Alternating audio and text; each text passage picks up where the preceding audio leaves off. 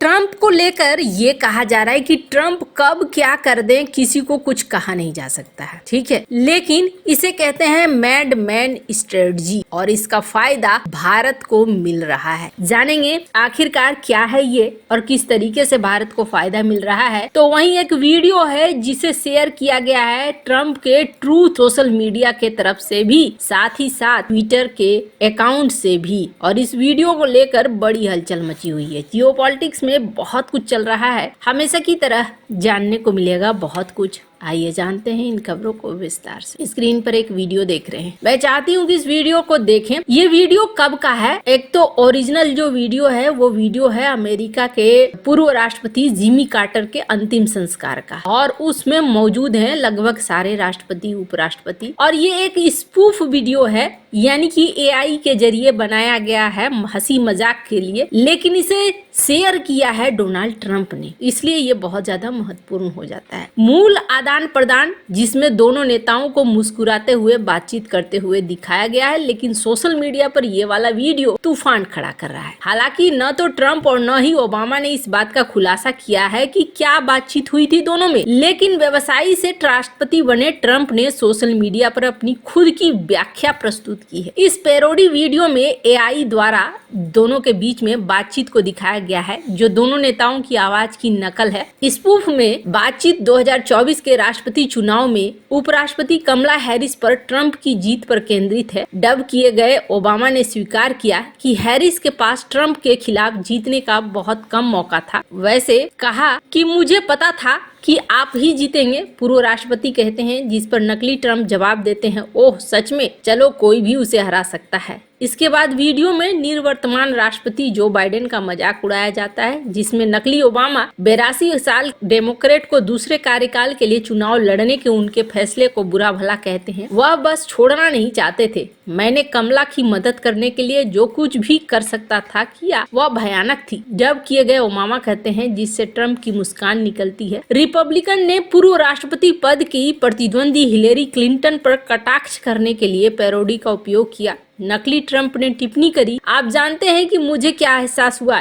Hillary अभी भी मुझसे बहुत नफरत करती है। क्लिप में क्लिंटन को दिखाया गया जो अंतिम संस्कार में पत्थर की तरह चेहरा बनाए हुए दिखाई देती हैं। इसके बाद स्पूफ में दोनों राष्ट्रपतियों के मिलने की योजना बनाते हुए दिखाया गया, जिसमें ट्रंप ने अपने फ्लोरिडा क्लब में गोल्फ खेलने का प्रस्ताव रखा है। वीडियो का समापन कमला हैरिस और उनके पति डग एमहॉफ पर टिप्पणी करते हुए एक काल्पनिक आदान प्रदान के साथ होता है, जब वो चर्च में प्रवेश करते हैं। नकली ओबामा ने चुटकी लेते हुए कहा कि वो मेरी तरफ भी नहीं देखेगी। ट्रंप की नकली प्रतिक्रिया में आरोप लगाया गया कि हैरिस गाड़ी से गिर गई हैं, जिस पर पूर्व राष्ट्रपति ने कहा कि वास्तव में इस तरह के दबाव के लिए तैयार नहीं है। इससे पहले ट्रंप ने वायरल पल को संबोधित करते हुए कहा था कि उन्हें एहसास नहीं हुआ कि उनके और ओबामा, जो कि लंबे समय से राजनीतिक प्रतिद्वंदी हैं, के बीच बातचीत कितनी दोस्ताना। मैंने कहा यार, वे दो ऐसे लोग दिखते हैं जो एक दूसरे को पसंद करते हैं और शायद हम ऐसा करते हैं। ट्रंप ने अंतिम संस्कार के बाद फ्लोरिडा में मारे-लागो में एनबीसी न्यूज को बताया था, हमारे दर्शन थोड़े अलग हैं, लेकिन शायद हम ऐसा करते हैं, मुझे नहीं पता, हम बस साथ साथ रहते हैं, लेकिन मैं लगभग सभी के साथ घुल मिल गया, उन्होंने कहा। 9 जनवरी को कार्टर के राजकीय संस्कार में ट्रंप और ओबामा के बीच का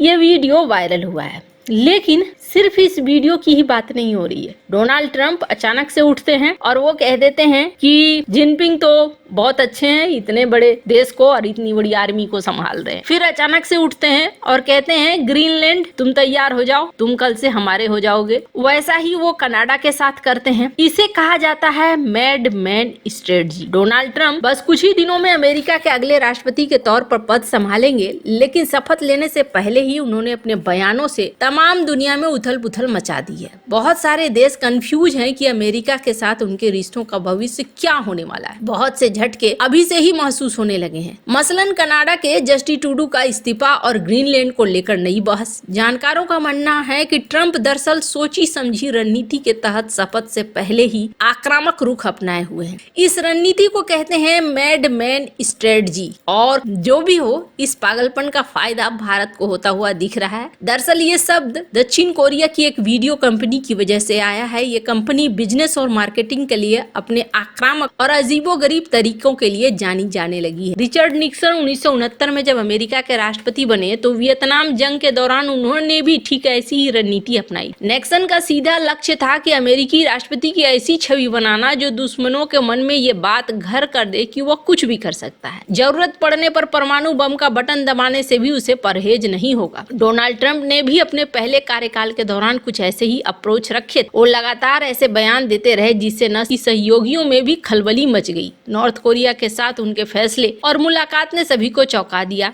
ईरान और ट्रेड वार को लेकर भी वो लगातार चौंकाने वाले फैसले लेते गए। इस बार भी वो कुछ ऐसे ही मूड में है। शपथ लेने से पहले ही उन्होंने कनाडा की नींद उड़ा दी। उन्होंने कनाडा को अमेरिका का 51वां राज्य और कनाडाई प्रधानमंत्री जस्टिन ट्रूडो को गवर्नर तक कह डाला। यही नहीं, उन्होंने ग्रीनलैंड को लेकर भी नई बहस छेड़ दी। हर किसी के मन में यह आशंका घर कर गई है कि 20 जनवरी को उनके शपथ लेने के बाद क्या होगा। डोनाल्ड ट्रंप की अजीबोगरीब रणनीति से भारत को फायदा होता दिख रहा है। हालांकि ट्रंप की जो अप्रोच है उसे लेकर भविष्य के लिए कयास लगाना मुश्किल है। फिलहाल तो ये हमारे फायदे में ही दिख रहा है। अमेरिका के अगले राष्ट्रपति ट्रंप अपने पहले कार्यकाल में चीन के लिए कई मुश्किल खड़ी कर चुके हैं। दोनों देशों के बीच व्यापारिक समझौते को लेकर काफी विवाद रहा है। साल 2018 में यह चरम पर पहुंच गया था। उन्होंने दावा किया कि चीन के साथ व्यापार घाटा $375 बिलियन का है। यही नहीं, ट्रंप ने उन पर बौद्धिक संपदा और तकनीक चोरी के साथ नियमों का उल्लंघन करने का भी आरोप लगाया। कुछ साल पहले चीन के साथ भारत का सीमा विवाद चरम पर पहुंचता दिख रहा था, लेकिन अब सब कुछ सामान्य है। पूर्वी लद्दाख को लेकर दोनों देशों में समझौता हुआ। इसके तहत देपसांग और डेमचोक से भारत और चीन ने अपने सैनिकों को वापस बुलाया। दोनों के बीच में मिठाइयां भी बटी। हालांकि इस समझौते के पीछे रूस के राष्ट्रपति व्लादिमीर पुतिन की भूमिका अहम मानी जा रही है, लेकिन इस बात से भी इनकार नहीं किया जा सकता है कि अमेरिका को लेकर आशंकित आर्थिक रूप से झटके झेल रहा चीन अब भारत से पंगा लेने की स्थिति में नहीं है। चीन की अर्थव्यवस्था पर मंदी के बादल गहरा रहे हैं। पिछले साल सितंबर तिमाही में जीडीपी 4.6% रही, जो टारगेट से 5% कम थी। अब ट्रंप सत्ता में वापसी कर रहे हैं, ऐसे में वह भारत के साथ अपने व्यापारिक रिश्तों को खराब करने का खतरा मोल नहीं ले सकता। बीते कुछ दिनों में कनाडा और भारत के संबंधों में अच्छा खासा तनाव देखने को मिला। प्रधानमंत्री जस्टिन ट्रूडो ने तमाम तरह के आरोप भारत पर लगाने की कोशिश करी। खालिस्तानी हरदीप सिंह निज्जर की हत्या का आरोप कनाडा ने भारत पर लगाने की कोशिश की। भारत ने कनाडा से अपने राजनयिकों को न सिर्फ वापस बुलाया, बल्कि कनाडा के राजनयिकों को भी निष्कासित किया। अब ट्रंप के लगातार आक्रामक रवैये से ट्रूडो पर इस कदर दबाव बना है कि उन्होंने घोषणा कर दी है कि वह अगले चुनाव में प्रधानमंत्री पद के उम्मीदवार नहीं होंगे। 6 जनवरी को उन्होंने अपने पद से इस्तीफा देने की घोषणा की। ट्रंप ने कनाडा पर 25% टैरिफ लगाने और कनाडा को अमेरिका का 51th स्टेट कहा। ट्रूडो की पार्टी का कहना है कि उन्हें ट्रंप के इन बयानों का जवाब आक्रामकता के साथ देना चाहिए था। माना जा रहा है कि यही वजह है कि ट्रंप की वजह से ट्रूडो की कुर्सी चली गई। लेकिन इन सारे घटनाक्रमों में आप देखेंगे फायदा किसे हो रहा है? फायदा इस वक्त भारत को तो जरूर हो रहा है। वैसे आपको क्या लगता है इन सब मामले में? आपकी क्या राय है? कमेंट कर जरूर बताएं। जल्द मिलते हैं अगले वीडियो में नई खबर के साथ।